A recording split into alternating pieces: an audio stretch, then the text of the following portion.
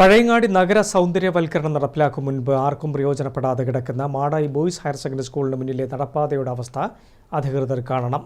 ലക്ഷങ്ങൾ ചെലവഴിച്ച് നിർമ്മിച്ച നടപ്പാത കാട് കയറി മാലിന്യവും നിറഞ്ഞ് ആർക്കും പോകാൻ സാധിക്കാത്ത അവസ്ഥയാണ്.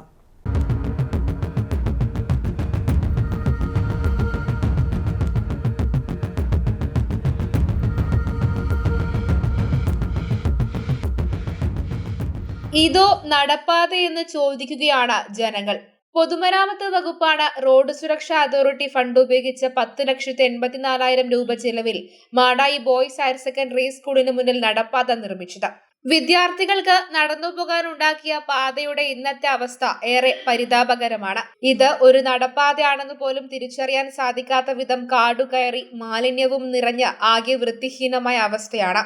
വാഹനങ്ങൾ ചീറിപ്പാഞ്ഞ് കടന്നുപോകുന്ന KSTP റോഡരികിലൂടെ നടന്നു പോകേണ്ട അവസ്ഥയാണ് വിദ്യാർത്ഥികൾക്കും മറ്റ് യാത്രക്കാർക്കും. പലപ്പോഴും വാഹനങ്ങൾ റോഡരികിൽ പാർക്ക് ചെയ്തു പോകുന്നതോടെ യാത്രക്കാർ പൂർണ്ണമായും പ്രതിസന്ധിയിലാവും.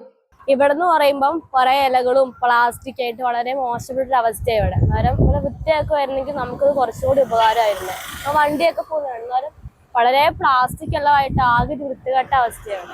എങ്ങനെയൊന്ന് വൃത്തിയാകും. ഇവിടുത്തെ റോഡ് വരുന്ന വഴിയില് നല്ല മോശമായിട്ട് കിടക്കുകയാണ്. വൃത്തിയാക്കാനൊന്നും ആരുമില്ല.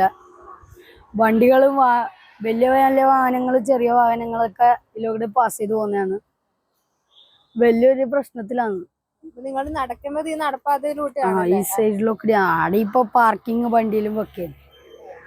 നോ പാർക്കിങ്ങിന്റെ ബോർഡെല്ലാം ഉണ്ടായതിൽ പൊടിച്ച് പൊട്ടിച്ചിട്ട് അവിടെ വണ്ടി വെക്കുകയാണ്. അപ്പൊ ഇതിന്റെ അവസ്ഥ എന്താ? നടപ്പാതയിൽ കാട് കയറിയിട്ടുള്ളത് അതൊന്ന് പറയും. അവിടെ മൊത്തം കാട് കയറിയിട്ടുള്ളത്. ഇവിടെ ഒരാളും വൃത്തിയാക്കാനില്ല. അങ്ങനെ പഴയങ്ങാടി നഗര സൗന്ദര്യം ഉൾപ്പെടെ നടപ്പിലാക്കുമെന്ന് പറയുന്ന അധികൃതർ എരിപുരത്തെ ഈ നടപ്പാതയുടെ അവസ്ഥ കാണണം. ലക്ഷങ്ങൾ ചിലവഴിച്ചുണ്ടാക്കിയ പദ്ധതി നോക്കുകുത്തിയായിട്ടും ഒരു നടപടിയും ഉണ്ടാവുന്നില്ലെന്ന ആക്ഷേപമാണ് ഉയരുന്നത്. നടപ്പാത എത്രയും വേഗം ശുചീകരിച്ച് വിദ്യാർത്ഥികൾ ഉൾപ്പെടെയുള്ള യാത്രക്കാർക്ക് ഉപകാരപ്രദമാക്കണമെന്ന ആവശ്യമാണ് ഉയരുന്നത്. News bureau, Pazhayangadi.